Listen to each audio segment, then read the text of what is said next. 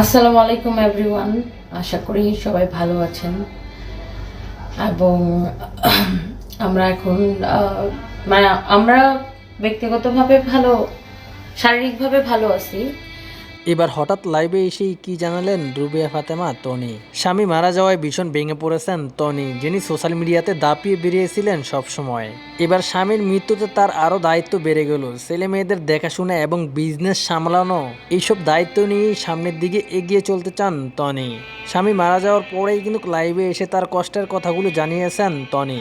এবং আমার হাজব্যান্ডের তারা এত এত মানুষ, লক্ষ লক্ষ মানুষ আমার হাজব্যান্ডের জন্য দোয়া করছেন।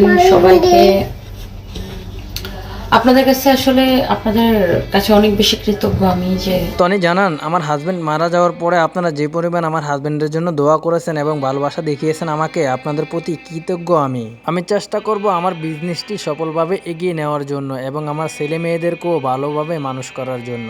এখন থেকে আমার নতুন আরেক যুদ্ধ শুরু হলো। আমার স্বামী বেঁচে থাকতে আমাকে অনেক হেল্প করেছে, যেটা বলা যায় না, কখনো আমি প্রকাশও করিনি সোশ্যাল মিডিয়াতে এসে। আমাকে মানসিকভাবে সান্ত্বনা দিতেন, যে কোনো কাজেই আমি বাধাগ্রস্ত হলে সে সেখান থেকে আবারও আমাকে দাঁড় করাতেন। হয়তো এই সাপোর্টটি আর আমি পাবো না, তবে তার দোয়া সবসময় আমার সঙ্গেই থাকবে। টনি আরও বলেন, আমার বিজনেসটা আমি শুরু করি আমার স্বামীর সাপোর্ট পেয়েই। যদি সে সাপোর্ট না করতো হয়তো আজকে আমি এখানে আসতে পারতাম না। তাহলে আবারও বিজনেসে মনোযোগী হতে যাচ্ছেন টনি। তো যাই হোক ভিউয়ার্স, টনিকে নিয়ে আপনাদের কোনো মন্তব্য থাকলে অবশ্যই কমেন্ট বক্সে কমেন্ট করে জানাতে পারেন।